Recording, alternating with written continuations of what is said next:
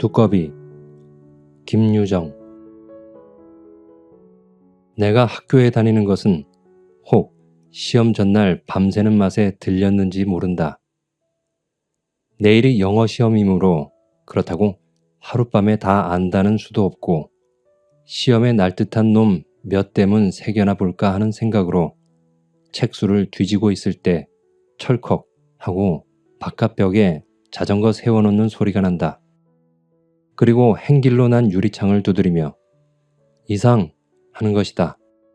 밤중에 웬 놈인가 하고 찌뿌둥이 고리를 따보니 캡을 모로 눌러붙인 두꺼비 눈이 아닌가. 또 무얼 하고 좀 떨떠름했으나 그래도 한 달포 만에 만나니 우선 반갑다. 손을 내밀어 악수를 하고 어서 들어오슈 하니까 바빠서 그럴 여유가 없다 하고 오늘 의논할 이야기가 있으니 1시간쯤 뒤에 저희 집으로 꼭 좀 와주십시오 한다. 그뿐으로 내가 무슨 의논일까 해서 얼떨떨할 사이도 없이 허둥지둥 자전거 종을 울리며 골목 밖으로 사라진다.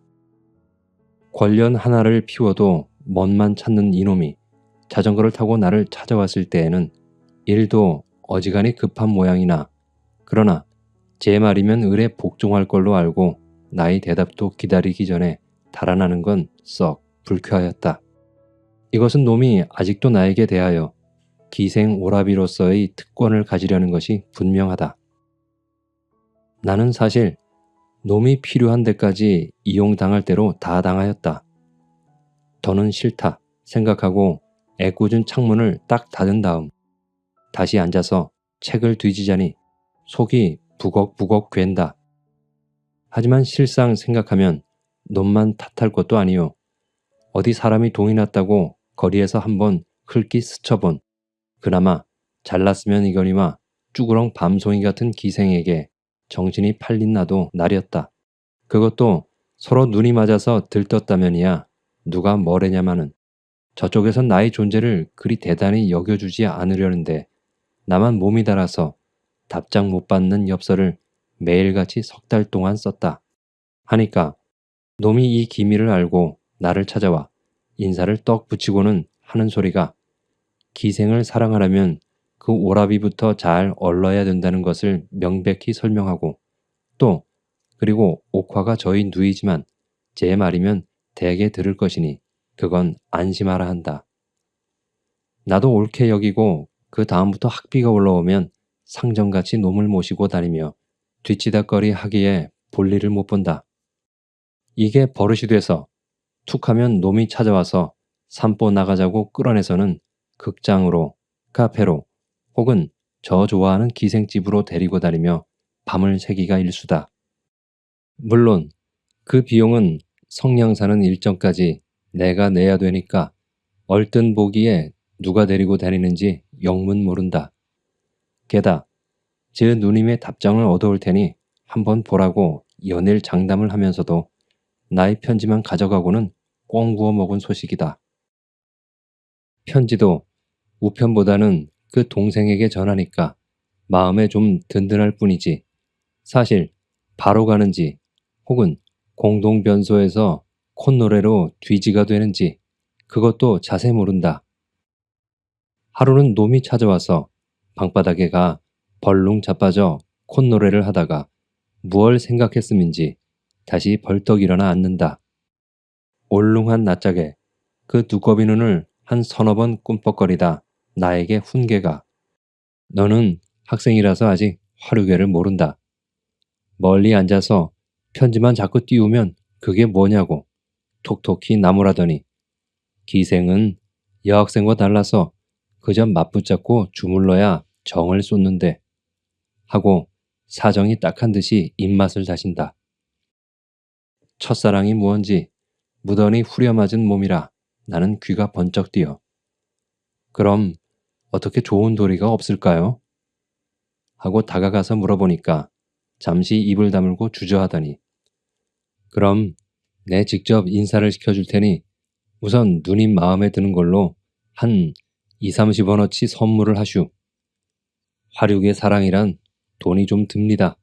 하고 전일 기생을 사랑하던 저희 체험담을 쫙 이야기한다. 돈을 먹이는데 실탈 계집은 없으려니 깨닫고 나의 정성을 눈앞에 보이기 위하여 놈을 데리고 다니며 동무에게 돈을 구걸한다.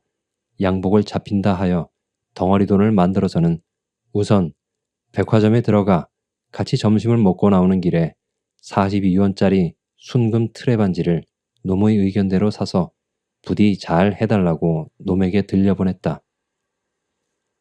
그리고 약속대로 그 이튿날 밤이 늦어서 찾아가니 놈이 자다 나왔는지 눈을 비비며 제가 쓰는 중문간방으로 맞아들이는 그 태도가 어쩐지 어제보다 탐탁지가 못하다.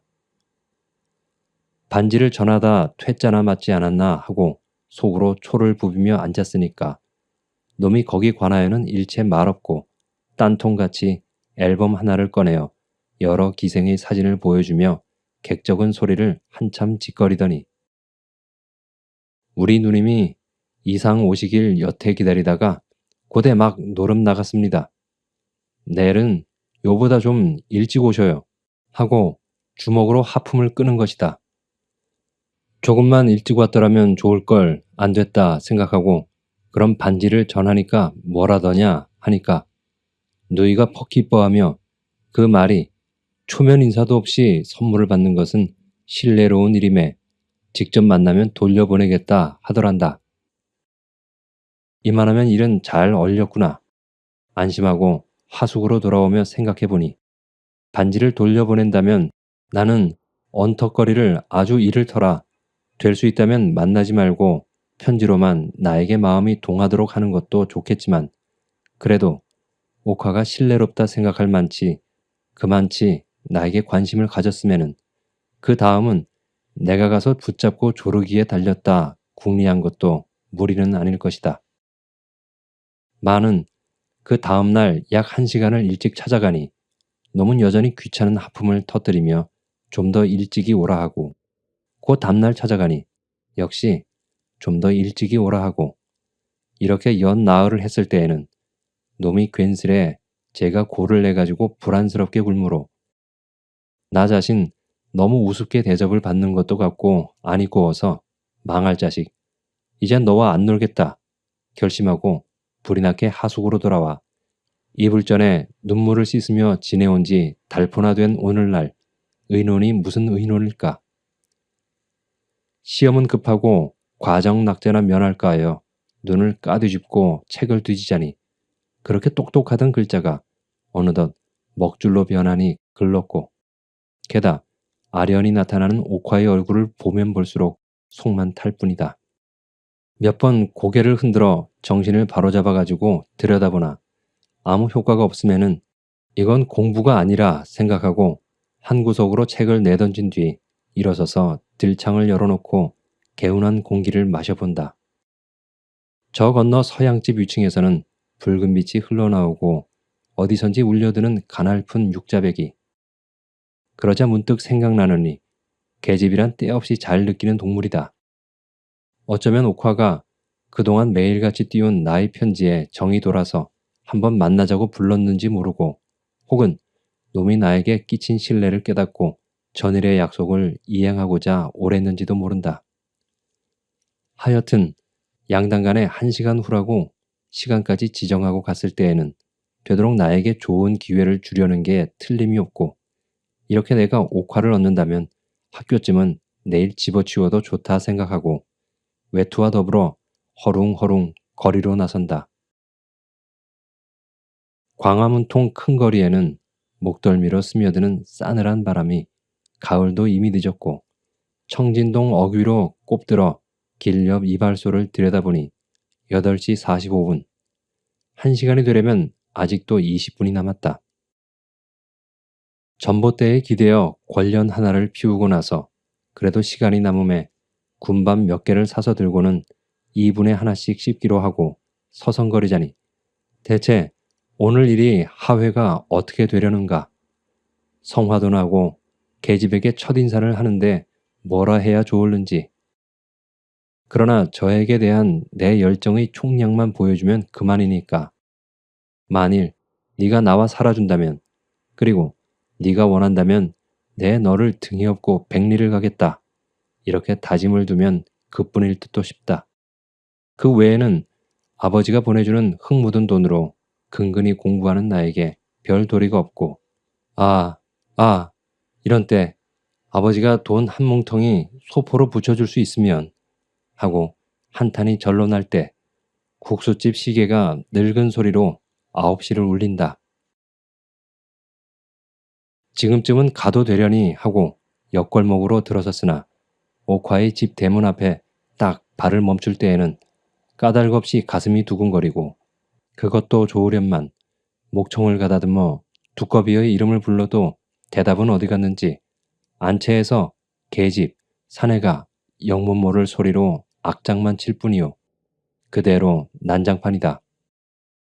이게 웬일일까 얼떨하여 떨리는 음성으로 두서너 번 불러보니 그제야 문이 삐걱 열리고 뚱뚱한 안잠자기가 나를 쳐다보고 누구를 찾느냐 하기에 두꺼비를 보러 왔다 하니까 뾰족한 입으로 중문깜방을 가리키며 행주치마로 코를 쓱 씻는 양이 긴치 않다는 표정이다. 전일 같으면 내가 저에게 편지를 전해달라고 폐를 끼치는 일이 한두 번 아니라서 저를 만나면 담뱃값으로 몇 푼씩 집어주므로 저도 나를 늘 반기는 터이련만 왜 이리 기색이 틀렸는가. 오늘 밤 일도 아마 헛물켜나 보다. 그러나 우선 툇마루로 올라서서 방문을 쓱 열어보니 서로 잤다 치더라도 그 소란통에 놀라 깨기도 했으련만 두꺼비가 마치 떡매로 얻어맞은 놈처럼 방 한복판에 푹 엎드려져 고개 하나 들 줄 모른다. 사람은 불러놓고 이게 무슨 경우인가 싶어서 눈살을 찌푸리려다 강형 어디 편찮으슈? 하고 좋은 목소리로 그 어깨를 흔들어 보아도 눈 하나 뜰 줄 모르니 이놈은 참 암만 해도 알 수 없는 인물이다. 혹 내 일을 잘 되게 돌보아 주다가 집안에 분란이 일고 그 끝에 이렇게 되지는 않았나 생각하면 못할 바도 아니려니와 그렇다 하더라도 두꺼비 등 뒤에 똑같은 모양으로 엎드러졌는 채선이의 꼴을 보면 어떻게 추측해 볼 길이 없다. 누님이 수양딸로 사다가 가물을 가르치며 부려먹는다던 이 채선이가 자정도 되기 전에 제법 방바닥에 엎드렸을 리도 없겠고 더구나 처음에는 몰랐던 것이나 두 사람의 입 코에서 멀건 콧물과 개거품이 뺨 밑으로 검 흐르는 걸 본다면 웬만한 장난은 아닐 듯 싶다.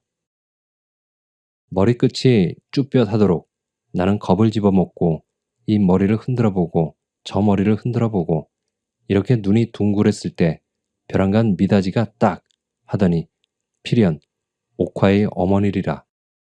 얼굴 강총한 늙은이가 표독스레 들어온다. 그 옆에 장승같이 섰는 나에게는 시선도 돌리려고 않고 두꺼비 앞에 가 팔싹 앉아서는 도끼 눈을 뜨고 대뜸 들고 온 장죽통으로 그 머리를 후려갈기니 팡 하고 그 소리에 내 등이 다 선뜩하다. 배지가 터져 죽을 이 망할 자식. 집안을 이렇게 망해놓니 죽을 테면 죽어라. 어서 죽어 이 자식. 이렇게 독살에 숨이 차도록 두 손으로 그 등허리를 대고 꼬집어 뜯더니 그래도 꼼짝 않는 데는 할 수 없는지 결국 이 자식 너 잡아먹고 나 죽는다 하고 목청이 찢어지게 발악을 치며 귓배기를 물어뜯고자 매섭게 덤벼든다. 그러니 옆에 섰는 나도 덤벼들어 뜯어말리지 않을 수 없고 늙은이의 근력도 얕볼 게 아니라고 비로소 깨달았을 만치 이걸 붙잡고 한참 실갱이를 할 즈음 그 자식 죽여버리지 그냥 둬? 하고 천둥 같은 호령을 하며 이번에는 늙은 마가목이 마치 저와 같이 생긴 투박한 장작개비 하나를 들고 신발째 방으로 뛰어든다. 그 서두는 품이 가만두면 사람 몇 쯤은 넉넉히 잡아놓을 듯하므로 이런 때에는 어머니가 말리는 법인지는 모르나 내가 고대 붙들고 힐난을 하던 안 늙은이가 기급을 하여 일어나서는 영감 참으슈, 영감 참으슈. 연실 이렇게 달래며 허겁지겁 밖으로 끌고 나가기에 조이 골도 빠진다.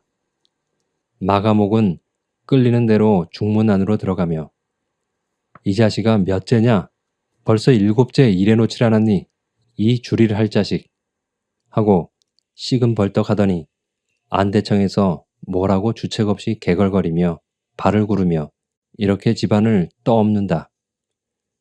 가만히 눈치를 살펴보니 내가 오기 전에도 몇 번 이런 북새가 인 듯 싶고 암만 하여도 나 자신이 헐없이 도깨비에게 홀린 듯 싶어서 손을 꽂고 멀뚱히 섰노라니까. 빼꼼히 열린 미닫이 틈으로 살집 좋고 허여멀건 안잠자기의 얼굴이 남실거린다.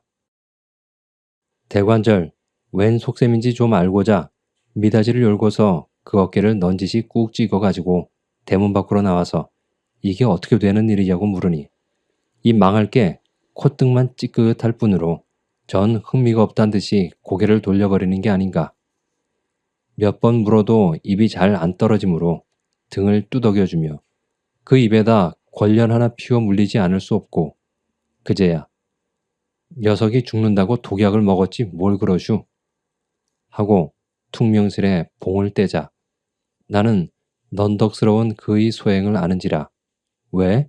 하고 성급히 그 뒤를 재우쳤다.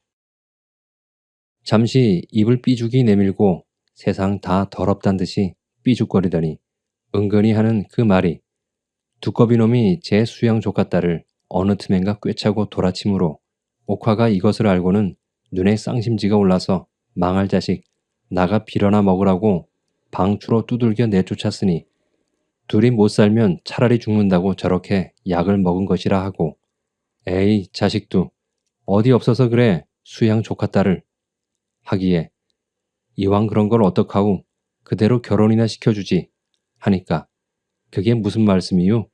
하고 바로 제 일같이 펄쩍 뛰더니 채선인년의 몸뚱이가 이제 앞으로 몇 천 원이 될지 몇만 원이 될지 모르는 금덩이 같은 계집인데 원 하고 넉살을 부리다가 잠깐 침으로 목을 축이고 나서 그리고 또 7째야요. 모처럼 수양딸을 데려오면 놈이 꾀꾀리 주물러서 버려놓고 하기를 이렇게 7 하고 내 코 밑에다 2손을 들이대고 똑똑히 7 손가락을 펴베는 것이다. 그럼 무슨 약을 먹었느냐고 물으니까 그건 확실히 모르겠다 하고 아까 힝하게 자전거를 타고 나가더니 아마 어디서 약을 사가지고 와 둘이 얼러먹고서 저렇게 자빠진 듯하다고 그러다 내가 저게 정말 죽지는 않을까 겁을 집어먹고 사람의 수액이란 알 수 없는데 하니까 머리요?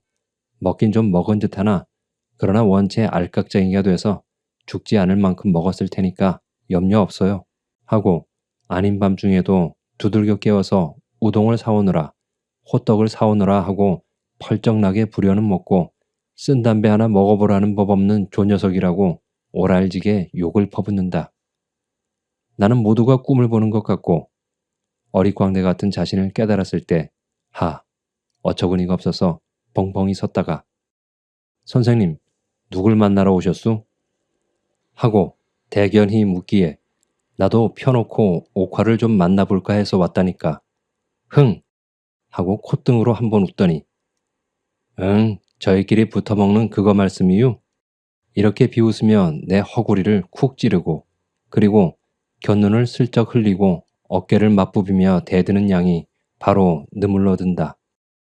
사람이 볼까봐 내가 창피해서 쓰레기통깨로 물러서니까 저도 무색한지 시무룩하여 노려만 보다가 다시 내 옆으로 다가서서는 제 뺨따구를 손으로 잡아다녀 보이며 이래봬도 이팔 청춘에 한창 피인 살집이야요 하고 또 넉살을 부리다가 거기에 아무 대답도 없음에 이 망할 것이 내 궁뎅이를 꼬집고 제 얼굴이 뭐가 옥화년만 못하냐고 은근히 훅닥이며 대든다.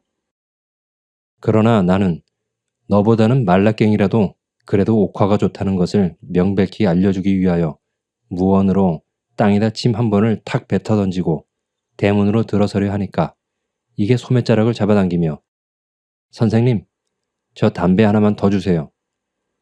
나는 또 느물려 켰구나 생각은 했으나 성이 가셔서 갑제로 내주고 방에 들어와 보니 아까와 그 풍경이 조금 더 다름없고 안에서는 여전히 동이 깨지는 소리로 개걸개걸 떠들어댄다. 1시간 후에 꼭 좀 오라던 놈의 행실을 생각하면 괘씸은 하나 채모에 몰리어 두꺼비의 머리를 흔들며 강형, 정신을 좀 차리슈 하여도 꼼짝 않더니 약 1시간 반가량 지남에 어깨를 우찔렁거리며 아이고 죽겠네, 아이고 죽겠네 연해 소리를 지르며 입, 코로 먹은 음식을 울컥울컥 돌라놓는다. 이놈이 먹기는 좀 먹었구나 생각하고 등허리를 두드려주고 있노라니 얼마 뒤에는 윗목에서 채선이가 마저 똑같은 신음소리로 똑같이 돌르고 있는 것이 아닌가. 이렇게 되면 나는 저들 치닥거리 하러 온 것도 아니겠고 너무 벨이 상해서 한 구석에 서서 담배만 뻑뻑 피우고 있자니 또 미닫이가 우람스레 열리고 이번에는 나들이 옷을 입은 채 옥화가 들어온다. 아마 노름을 나갔다가 이 급보를 받고 달려온 듯 싶고 하도 그러던 차라 나는 복장이 두근거리어 나도 모르게 한 걸음 앞으로 나갔으나 그는 나에게 관하여는 일체 본 척도 없다. 그리고 정분이란 어디에 정해놓고 나는 것도 아니련만 앙칼스러운 음성으로 이놈아 어디 계집이 없어서 족같다라고 정분이나 하고 발길로 두꺼비의 허구리를 활발히 퍽 지르고 나서 돌아서더니 이번에는 채선이의 머리채를 휘어잡는다. 이년 가랑머리를 찢어놓을 년 하고 그 머리채를 들었다가 놓았다 몇 번 그러니 재물 콧방아에 코피가 흐르는 것은 보기에 좀 심한 듯 싶고 얽김에 달려들어 강 선생 좀 참으십시오 하고 그 손을 꽉 잡으니까 대뜸 당신은 누구요? 하고 눈을 똑바로 뜬다. 뭐라 대답해야 좋을지 잠시 어리둥절하다가 이내 제가 이경호입니다 하고 나의 정체를 밝히니까 그는 한마디로 저리 비키우 당신은 참석할 자리가 아니오 하고 내 손을 털고 눈을 흘기는 그 모양이 반지를 받고 신뢰롭다 생각한 사람커녕 정성스레 띄운 나의 편지도 제법 똑바로 읽어준 사람이 아니다. 나는 그만 가슴이 섬뜩하여 뒤로 넋없이 바라만 보며 딸은 돈이 중하구나 깨닫고 금덩어리 같은 몸뚱이를 망쳐놓은 채선이가 저렇게까지도 미울 것도 같으나 그러나 그 큰 이유는 그 다음 1년이 썩 지난 뒤에야 안 거지만 어느 날 신문에 옥화의 자살 미수의 보도가 났고 그 까닭은 실연이라 해서 보기 숭글숭글한 기사였다. 마는 속사를 가만히 들여다보면 그렇게 간단한 실연이 아니었고 어떤 부자놈과 배가 맞아서 한창 세월이 좋을 때 이놈이 그만 트림을 하고 버듬히 나둥그러짐으로 계집이 나는 너와 못 살면 죽는다고 엄포로 약을 먹고 다시 물어들인 풍파이었던 바 그때 내가 병원으로 문병을 가보니 독약을 먹었는지 보제를 먹었는지 분간을 못하도록 깨끗한 침대에 누워 발장난으로 담배를 피우는 그 손등에 살의 윤택이 반드르르 하였다. 그렇게 최후의 비상수단으로 써먹는 그 신성한 비결을 이런 누추한 행랑방에서 함부로 내굴리는 채선이의 소위를 생각하면 콧방아는 말고 빨고 있던 권련불로 그 등허리를 지진 그것도 무리는 아닐 것이다. 그렇다 하더라도 자정이 썩 지나서 얼만치나 속이 볶이는지는 모르나 채선이가 안가슴을 두 손으로 죄 뜯으며 입으로 피를 돌리면은 옥화는 허둥지둥 신발째에 드나들며 일변 저희 부모를 부른다. 어멈을 시키어 인력거를 부른다. 이렇게 눈코뜰 새 없이 들몰아서는 온 집안 식구가 병원으로 달려가기에 바빴다. 그나마 참례에 못 가는 두꺼비는 빈방에서 개밥의 도토리로 끙끙거리고 그 꼴을 봐야 하니 가여운 생각이 안 나는 것도 아니다. 그러나 저희 집에서는 개돼지만도 못하게 여기는 이놈이 제 말이면 누이가 끔뻑한다고 속인 것을 생각하면 곧 분하고 나는 내 분에 못 이겨 속으로 개자식 그렇게 속인담 하고 손등으로 눈물을 지우고 섰노라니까 여태껏 말 한마디 없던 이놈이 고개를 쓱 들더니 이상 의사 좀 불러주슈 하고 슬픈 낯을 하는 것이다. 신음하는 품이 괴롭기도 어지간히 괴로운 모양이나 그보다도 외따로 떨어져서 천대를 받는데 좀 야속하였음인지 잔뜩 우그린 그 울상을 보니 나도 동정이 안 가는 것은 아니다마는 그러나 내 생각에 두꺼비는 독약을 한 섬을 먹는데도 자살까지는 걱정도 없다고 짐작도 하였고 또 한편 저희 부모 누이가 가만히 있는 데는 내가 어줍지 않게 의사를 불러댔다간 큰 코를 다칠 듯도 하고 해서 어정쩡하게 코대답만 해주고 그대로 섰지 않을 수 없다.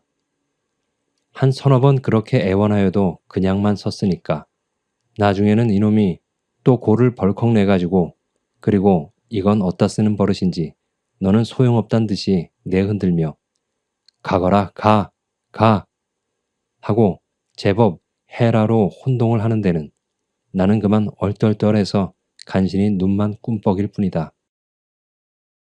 잘 따져보면 내가 제 손을 붙들고 눈물을 흘려가면서 누이와 좀 만나게 해달라고 애걸을 하였을 때 나의 처신은 있는 대로 다 잃은 듯도 싶으나 그 언제이던가 놈의 양돼지같이 뚱뚱한 그리고 알몸으로 찍은 제 사진 한 장을 내보이며 이래봬도 한때는 다 하고 슬며시 뻐기던 그것과 겹쳐서 생각하면 놈의 행실이 번히 꿀쩍지분한 것은 넣기 알 수 있다. 이때까지 있는 것도 한갓 저 때문인데 가려면 못 갈 줄 아냐 싶어서 나도 약이 좀 올랐으나 그렇다고 덜렁덜렁 그대로 나오기는 어렵고 생각다 끝에 모자를 엉거주춤히 잡자 의사를 부르러 가는 듯 뒤를 보러 가는 듯 그새 중간을 채리고 비슬비슬 대문 밖으로 나오니 망할 자식 이젠 참으로 너희하고는 안 논다 하고 마치 호랑이 굴에서 놓인 몸같이 두 어깨가 아주 가뿐하다. 밤 깊은 거리에 인적은 벌써 끊겼고 쓸쓸한 골목을 휘돌아 황급히 나오려 할 때 옆으로 뚫린 다른 골목에서 기껍지 않게 선생님 하고 걸음을 방해한다. 주무시고 가지 벌써 가슈 하고 엿먹는 거기에는 대답 않고 어떻게 됐느냐고 물으니까 뭘 호강이지 잭간년이 그렇지 않으면 병원에 가보 하고 내던지는 소리를 하더니 시방 약을 먹이고 물을 집어넣고 이렇게 법석들이라 하고 저는 집을 보러 가는 길인데 우리 빈집이니 같이 갑시다 하고 망할게 내 팔을 잡아 끄는 것이다. 내가 모조리 처신을 잃었나 생각하며 재물에 화가 나서 그 손을 획 뿌리치니 이게 재미있단 듯이 한번 방긋 웃고 그러나 팔꿈치로 나의 허구리를 쿡 찌르고 나서 사람 괄시 이렇게 하는 거 아니라고 괜시리 성을 내며 토라진다. 그래도 제가 아쉬운지 슬쩍 눈치여 허리에서 아까 내가 준 담배를 꺼내어 제 입으로 한 개를 피워주고는 그리고 그 잔소리가 선생님을 뚝 꺾어서 당신이라 부르며 옥화가 당신을 좋아할 줄 아우? 발새에 끼인 때만도 못하게 여겨요. 하고 나의 비위를 긁어놓고 나서 편지나 잘 받아봤으면 좋지만 그것도 채부가 가져오는 대로 무슨 편지고 간 두꺼비가 먼저 받아보고는 치우고 하는 것인데 왜 정신을 못 차리고 이리 병신짓이냐고 입을 내대고 분명히 빈정거린다. 그렇다 치면 내가 입대 옥화에게 한 것이 아니라 결국은 두꺼비한테 사랑 편지를 썼구나 하고 비로소 깨달으니 아무것도 더 듣고 싶지 않아서 발길을 돌리려니까 이게 꽉 붙잡고 내 손에 끼인 먹던 권련을 쑥 뽑아 제 입으로 가져가며 언제 한번 찾아갈 테니 노하지 않을 테냐 묻는 것이다. 저분이 구는 것이 너무 성이 가셔서 대답 대신 주머니에 남았던 돈 30전을 꺼내주며 담배값이나 하라니까 또 고를 발끝 내더니 돈을 도로 내 양복 주머니에 칫들이고 다시 조련질을 하기 시작하는 것이 아닌가. 에이, 그럼 마음대로 해라 싶어서 그럼 꼭 한번 오우 내 기다리리다 하고 좋도록 떼놓은 다음 골목 밖으로 불이 나게 나와 보니 목롯집 시계는 한 점이 훨씬 넘었다. 나는 얼빠진 등신처럼 정신없이 내려오다가 그러자 선뜻 잡히는 생각이 기생이 늙으면 갈 데가 없을 것이다. 지금은 본체도 안 하나 옥화도 늙는다면 내게밖에는 갈 데가 없으려니 하고 조금 안심하고 늙어라 늙어라 하다가 뒤를 이어 영어 영어 영어 하고 나오나 그러나 내일 볼 영어 시험도 곧 나의 연애의 연장일 것만 같아서 에라 될 대로 되겠지 하고 집어치우고는 퀭한 광화문통 거리 한복판을 내려오며 늙어라 늙어라고 만물이 늙기만 마음껏 기다린다.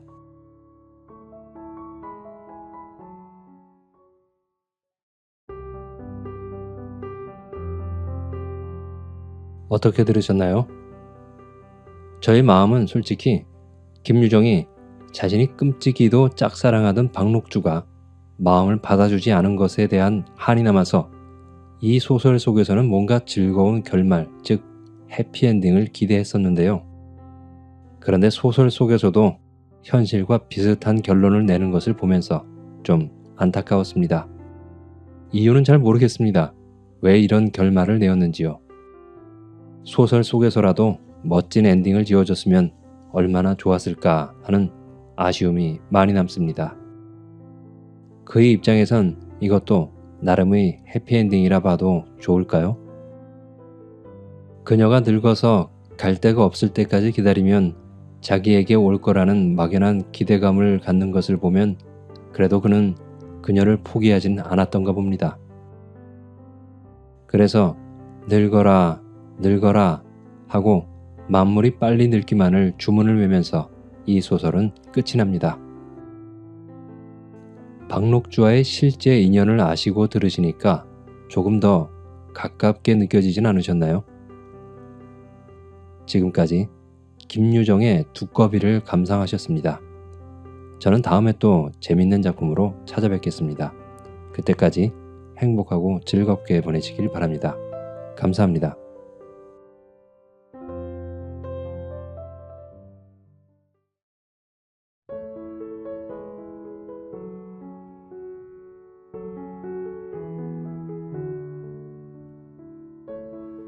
그리운 흘긴 눈 현진건 그이와 살림을 하기는 내가 19살 먹던 봄이었습니다. 시방은 이래도 그때는 괜찮았답니다. 30도 못된 년이 이런 소리를 한다고 웃지 말아요. 기생이란 20살이 환갑이라니 30이면 일테면 100세 장수한 할미쟁이가 아니야요.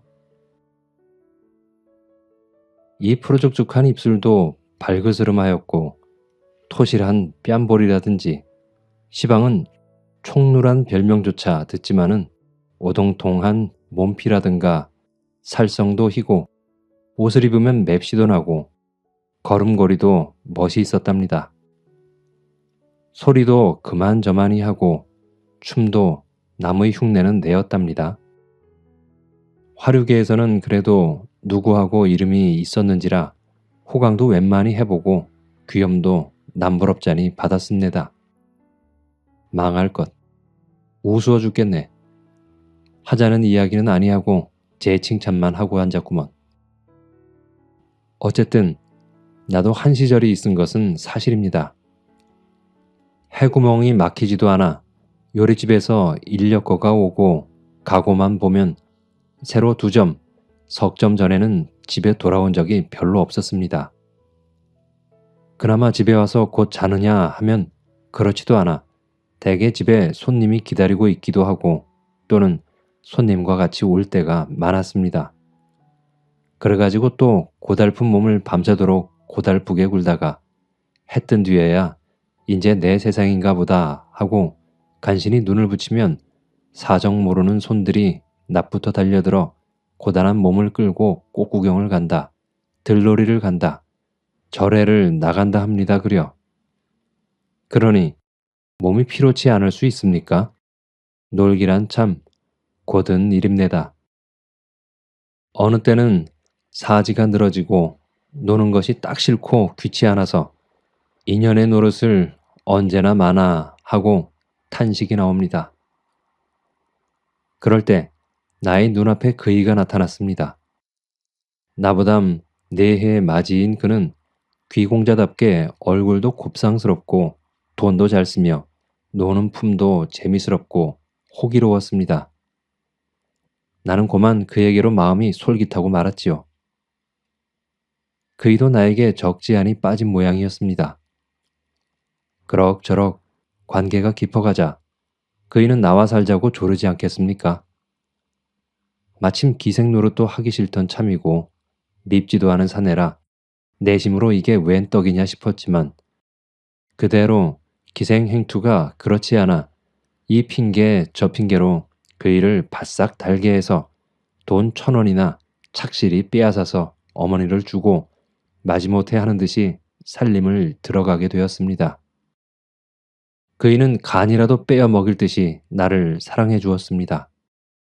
나를 얻기 전에도 오입게나 해본 모양이었으나 나이가 나이라 참다운 곳이 있었습니다.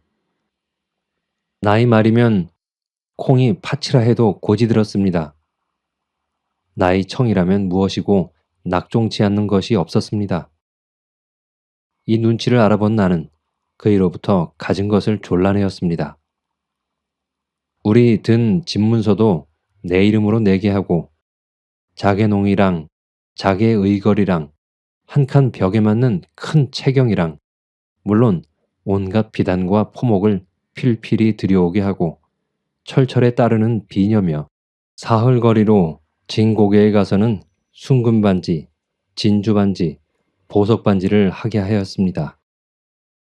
이 외에 어머님의 생신이라는 둥, 일가의 혼례에 쓴다는 둥, 장자에 쓴다는 둥, 빚을 졌다는 둥, 갖은 핑계를 만들어서 그의 돈을 긁어내었습니다.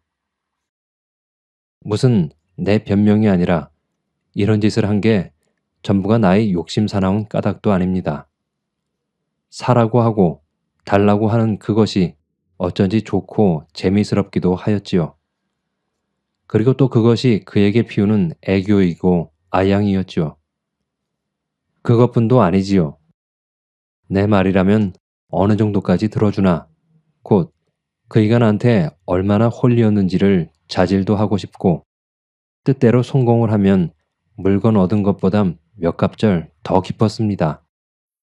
물론 어머니가 뒷구멍으로 부추기기도 하였지만 그인들 몇만금을 제 수중에 두고 쓰는 게 아니라 아버지 팔고 빚을 내는 것이니 하루 이틀 아니고 물 쓰듯 하는 돈을 언제까지 대어갈 수 있겠습니까? 같이 산 지 3달이 못 되어 돈 주변할 길이 막힌 모양이었습니다. 아무리 귀한 자식의 빚봉수라도 한 번, 두 번이지 전부 아버지가 갚아줄 리가 있겠어요? 더구나 구두쇠로 유명한 그의 부친이 그때까지 참은 것도 장한 일이지요.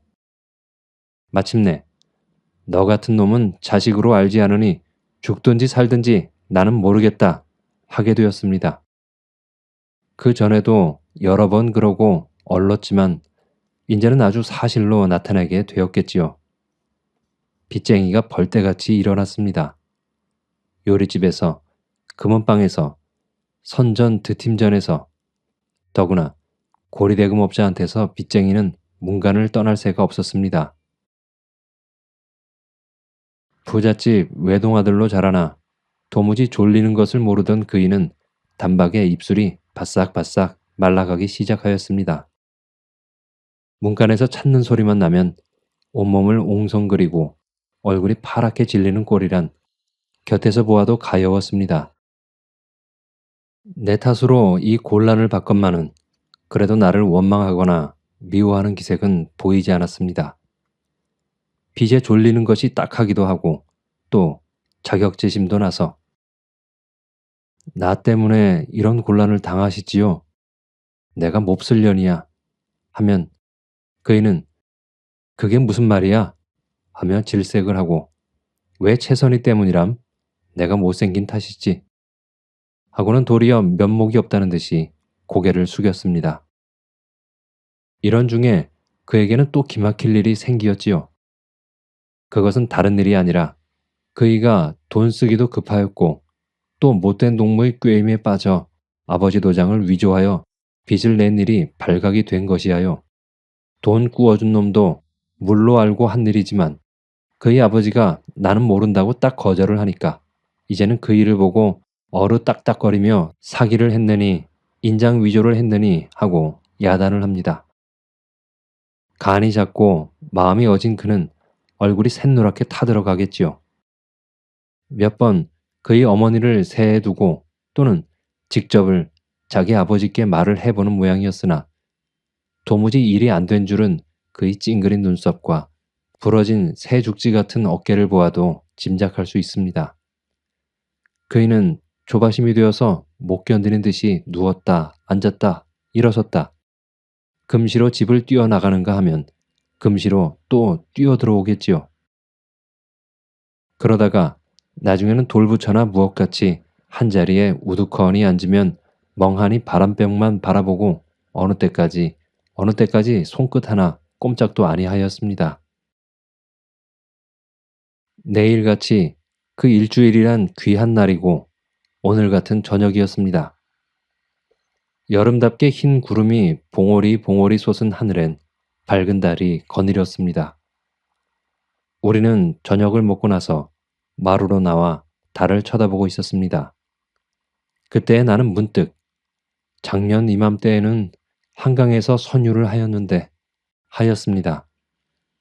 굼실거리는 시원한 물결은 그림자를 부수는 배가 눈앞에 선하게 떠보임에 갑자기 더웁고 갑갑해서 견딜 수 없겠지요. 그러나 아무리 반죽 좋은 나인들 사면팔방으로 비제 졸리어 머리를 못 드는 그이에게 뱃놀이 가잘 염이야 있어요? 이런 밤에 집에 처박혀 나가지도 못하고 함에 번화롭던 옛날 기생생활이 그리웠습니다. 살림 들어온 것이 후회가 났습니다. 이렇게 마음이 달뜨는 판에 곁에서 훌쩍훌쩍하는 소리가 나질 않겠습니까? 돌아다 보니 그이가 울고 있지 않아요? 왜 우셔요? 하니까 얼른 대답을 아니하고 설움이 복받쳐 참을 수 없다는 듯이 이윽히 코만 들이마시다가 껄떡이는 목청으로 채선이는 내가 감옥에 들어가면 또 기생으로 나가겠지? 하고 눈물이 그렁거리는 눈을 나에게로 돌리겠지요.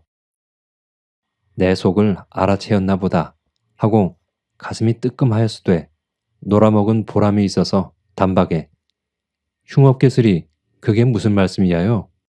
하고 질색을 하였습니다. 아니야.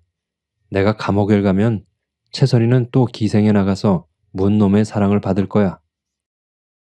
감옥에 간단 말이 조금 안 되었지만 속으로는 그렇지 하면서도 입 밖에 내어서는 그럴 리가 있겠어요. 설령 나으리가 간다 손 치더라도 내가 당신 사람이 아니야요. 왜 또 기생 나가겠습니까? 댁에 가서 행랑방 구석으로 돌아다닐지라도 나으리의 나오시기만 기다리지요. 라고 꿀을 담아 붓는 듯한 마음에 없는 딴청을 부리었습니다. 이 말에 그이는 매우 감동된 모양이었습니다. 바싹 다가들며 그게 참말이야? 그럼 참말 아니고 그래 내가 감옥에 가도 수절을 하고 나를 기다리겠단 말이야? 그럼 수절하고 말고 천연덕스럽게 꼭 그리할 듯이 딱 끊어서 대답을 하였으되 속으로는 수절이란 말이 어째 춘향전에나 있는 듯해서 우스웠습니다. 만일 내가 감옥에 아니 가고 죽는다면? 하고 그이는 나의 얼굴을 딱 노리었습니다. 그 시선이 전에 없이 날카로워서 슬쩍 외면을 하면서도 따라 죽지 하고서 청승맞게 너 죽고 나 살면 열려되나 한강수 깊은 물에 빠져나 죽지 하는 노래를 읊었습니다. 나도 죽일년이지요. 그 소리를 들으며 그이는 또 얼빠진 듯이 우두커니 앉았다가 무슨 단단한 결심을 할 것 같이 벌떡 일어서며 채선이 내 할 말이 있으니 방으로 들어가지. 하지 않겠어요? 나는 또 안고 끼고 하려나 보다 하였습니다. 그이는 아직도 숫기가 남아있어서 남 보는데 아니 남이 볼만한 데서는 나의 손목 한번 시원스럽게 못 쥐고 그리하고 싶을 때엔 꼭 방으로 끌고 들어갔습니다. 더구나 요사이 와서 몹시 근심을 한 뒤라든지 또는 비관한 뒤라든지 반드시 나를 쓰다듬고 어루만지기를 잊지 않았습니다. 이런 짐작을 한 나는 조금 앙탈도 하고 싶었으나 그의 운 것이 가엾어서 말대로 방에 들어갔습니다. 방에 들어온 그는 방문을 모두 안으로 닫아 걸겠지요. 내 짐작이 틀리지 않구나 하면서도 이 6월 염천에 방문을 왜 닫아요? 남 더워서 죽겠는데 라고 가자를 올렸건만 그 말에는 아무 대답이 없고 제 할 일을 다 해버립디다. 전 같으면 부끄러운 듯이 눈을 찡긋하기도 하고 손짓으로 말 말라고도 하였으련만 나는 벌써 내 입술에 닿는 그의 입술, 나의 젖가슴으로 허리로 도는 그의 팔을 기다렸건만 그이는 이상스럽게 엄연한 얼굴로 마주 앉아 있을 뿐입니다. 얼마 만에 그이는 가라앉은 목소리로 채선이 내나 이 세상에 더 구차히 산다 한들 또 무슨 낙을 보겠니? 차라리 고만 죽어버리는 게 어떠냐? 하겠지요? 미쳤나? 죽기는 왜 죽어? 하면서도 그래요. 고만 죽어버려요. 라고 쉽사리 찬성을 하였습니다. 그래, 나하고 같이 죽을 테냐?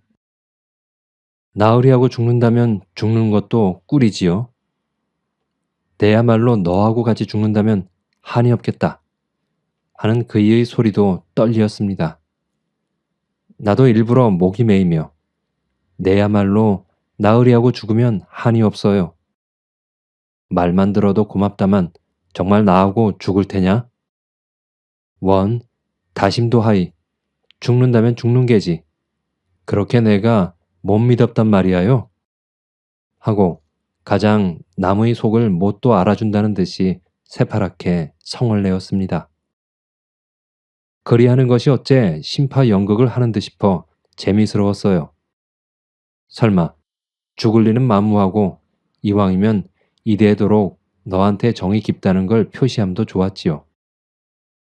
그이는 나의 기색을 살피더니 그만하면 되었다 하는 듯이 벌떡 일어나 자기가 쓰는 가방을 가져오더니 그 안에서 흰 봉지를 하나 꺼내겠지요.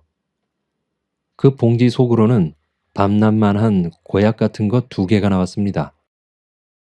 저것이 아편이구나 하매 가슴이 조금 섬뜩거리었으되 그리 놀라지는 않았습니다. 그 약으로 말하면 그이가 돈 안 주는 자기 아버지를 놀라게 하려고 몇 번 자기 어머니에게 보이는 것을 곁에서 구경을 하였으니까요. 그것을 먹고 죽는다고 야단을 해서 돈을 얻어온 일도 있으니까요.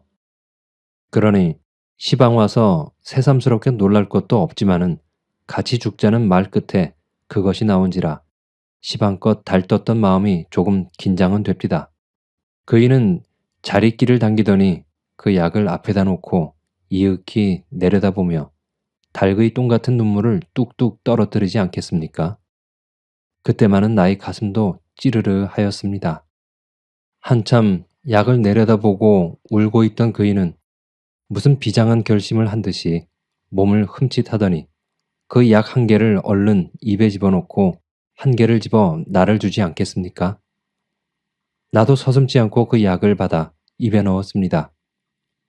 약을 머금은 그의 손가락으로 자리끼를 가리켜 나한테 물을 마시라는 뜻을 보이었습니다. 나는 그의 시키는 대로 물을 마시었으나 물만 넘겼지 약은 혀 밑에 감춰둔 것은 물론입니다. 내야 꿈에도 죽을 마음이 없었습니다. 같이 사는 정의에 그의 빚에 졸리는 것이 딱하지 않은 바 아니고 그 때문에 살림살이가 전같이 호화롭지는 못하였을 망정 그걸로 비관할 까닭은 조금도 없었습니다. 정 못 살게 되면 도로 기생으로 나갈 뿐입니다. 벌써 살림살이가 물려서 그렇지 않아도 기생생활이 그립던 나이인데 아직 나이 어리고 남에게 귀염받던 일, 호강하던 일이 어제 일같이 역력히 기억에 남아있던 나인데 앞길에도 기쁨과 호강이 춤추며 기다리고 있을 줄 믿는 나인데 왜 죽자는 마음이 추호만큼인들 생기겠습니까? 내 몸뿐 아니라 그이가 죽는다는 것도 믿지 않았습니다. 처음엔 실없는 거짓말로 알았고 약을 먹으면 뒤에라도 또 무슨 연극을 꾸미는가 보다. 내일이고 모레이면 그 댁에서 허덕지덕 돈을 갖다 줄 터이니 또 흥청거릴 수 있구나 하고 도리어 기쁘기도 하였습니다. 독약을 먹고 하는 노릇이라 가슴이 조금 안이 떨린 것도 아니지만 그러나 어찌해요? 그이는 나의 물 마시는 것을 보더니 매우 안심된 듯이 내 손에서 자리끼를 빼앗아 꿀떡 마셔버렸습니다. 그이가 정말 약을 삼킨 것은 좁은 목구멍으로 굵은 약덩어리가 넘어가느라고 얼굴이 새빨개지고 어깨를 추스르며 목줄기가 구불통거리는 것만 보아도 알 수 있습니다. 그러더니 고만 뒤로 벌떡 자빠지겠지요. 약힘이 삽시간에 퍼진 것은 아니겠지만 약을 먹었다 하는 생각에 정신을 잃었는가 싶어요. 이 뜻밖의 일이 그이로 보면 조금 더 뜻밖의 일이 아니겠지만 나는 더할 수 없이 놀랐습니다. 저희가 정말 죽었구나 하는 생각이 칼날같이 가슴을 찌르자마자 무얼하고 형용할 수 없는 감정이 온몸을 뒤흔들었습니다. 무언이 하여도 고작 해야 19살 먹은 계집애가 아니하요. 이 난생 처음 당하는 큰일이 어안이 벙벙하여 악소리도 치지 못하고 가위 눌린 눈만 휘둥그리다가 나도 죽었네 하는 듯이 뒤로 자빠졌습니다. 얼마 있지 않아 그이가 벌떡 일어나 미친 듯이 방 안을 왔다 갔다 하지 않아요? 아편을 먹으면 자는 듯이 죽는다는 것은 빨간 거짓말인가 보아요.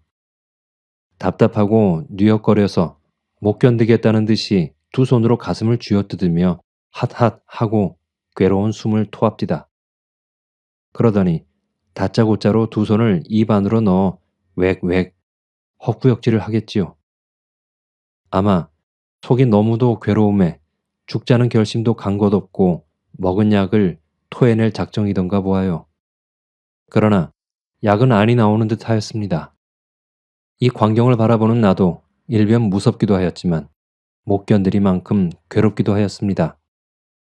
그의 받는 고통이 도무지 내 탓이 아니하여 나로 하여 돈을 쓰고 그 돈에 몰리다 못하여 죽는 죽음이니 내 탓이 아니고 누구의 탓이겠습니까? 그런데 나는 죽을 때까지 그를 속이었습니다. 거짓 죽는 신용을 해서 그를 속이었습니다. 내가 만일 따라 죽는다 아니하고 그를 말리었던들 그이는 안이 죽고 말았을지도 모르지요. 그러면 내 손으로 그이를 죽인 것이나 진배가 무엇입니까? 그때에야 물론 이렇게 사리를 쪼개서 생각은 안 했지만은 차마 그이의 괴로워하는 꼴을 볼 수는 없었습니다. 나는 진저리를 치고 눈을 딱 감았습니다. 그때입니다. 무엇이 나의 어깨를 흔들지 않아요? 번쩍 눈을 떠보니까 그이가 걷어쳐 올라가는 개개에 풀린 눈으로 내 옆에 앉아서 나를 내려다보고 있겠지요. 나는 소름이 쭉 끼치어 흠칫하고 몸을 소스라쳐 일으켰습니다. 나이 일어나는 것을 보고 그이도 따라 일어서며 용서해 달라는 표정으로 괴롭지, 괴롭지, 공연히 나 때문에 라고 더듬거리고는 눈물이 핑 도는 듯하였습니다. 그 소리는 어쩐지 무서움에 떠는 나의 창자 속까지 스며들어가는 듯하였습니다. 나의 눈에도 뜨거운 눈물이 쏟아졌습니다. 그러자 그이는 바싹 다가들며 한 손으로 내 목덜미를 안고 또 한 손을랑 나의 입에 들이대입니다. 죽어가는 그이. 아니 벌써 송장이나 진배 없는 그이의 손이 나에게 닿았건만 나는 조금도 전같이 두렵고 무서운 증이 들지 않았습니다. 베아타라, 베아타, 어서 베아타 하고 그이는 손가락을 내 입안으로 꾸역꾸역 들이밀겠지요. 이때의 입안에 든 약을 생각한 나는 흘리던 눈물을 뚝 그치고 에그머니 싶었습니다. 나는 그이의 지중한 사랑에 감업하였으되 그이가 돌려내려고 애를 쓰는 것이로되 나는 그 약을 내어놓기가 죽어도 싫었습니다. 나는 차라리 삼켜버리려 하였습니다. 몇 번을 침을 모아 그 약을 넘기려 하였으나 원수의 덩이가 큰 까닭인지 세상 넘어가지를 않습디다. 그러는 판에 내 입에 들어온 그의 손가락이 벌써 그 약을 집어내겠지요. 그 약을 집어내자 나를 바라보던 그의 얼굴은 시방도 잊히지 않습니다.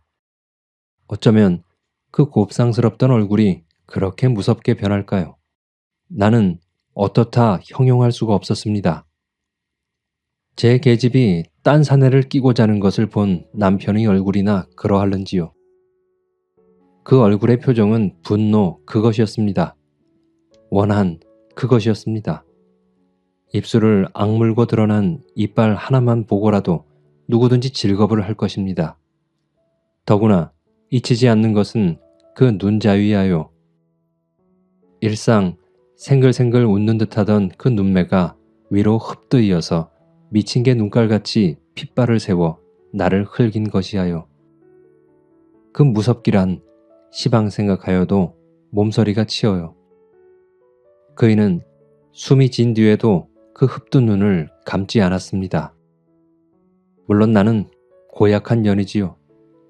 그를 죽을 때까지 속인 몹쓸 년이지요. 그러나 그이는 나에게 괴롭지 라고 묻지 않았어요. 베아타 라고 하지 않았어요. 돌려내려고 내 입에 손까지 넣지 않았어요. 그러다가 약을 삼키지 않고 그저 있음을 보았으면 내 마음은 어떠하든지 그이는 죽어가면서도 나를 생각할 만큼 거룩한 사랑을 가진 그이는 기뻐해야 옳을 일이 아니하여? 그렇게 성을 내고 나를 흘길 일이 무엇이하여? 내 그른 것은 어찌 같든지 그때에는 그이가 야속한 듯 싶었어요. 야속하다는 이보담 의외이었어요.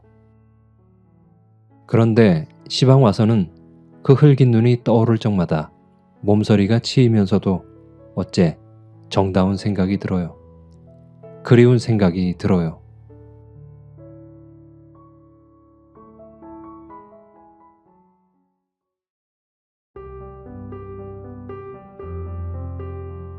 어떻게 들으셨나요? 이 두 사람 도대체 뭘까요? 빚에 몰리고 좀 힘든 상황이 되었다고 자신의 목숨을 쉬이 버리는 결심을 하는 사람. 장난인 줄로 생각했겠지만 결심을 실천에 옮기는 그 순간에도 말리지 않은 사람. 이 두 사람은 도대체 뭐 하는 것일까요? 비록 이것이 소설이긴 하지만 이해가 잘 되지는 않는군요. 아마도 작가는 그 당시 세태의 가벼움을 꼬집고 싶었던 것이라는 생각이 들었습니다. 여러분 생각은 어떻습니까? 지금까지 현진건의 그리운 흘긴 눈을 감상하셨습니다. 저는 또 재미있는 작품으로 찾아오겠습니다. 끝까지 함께 해주셔서 감사합니다.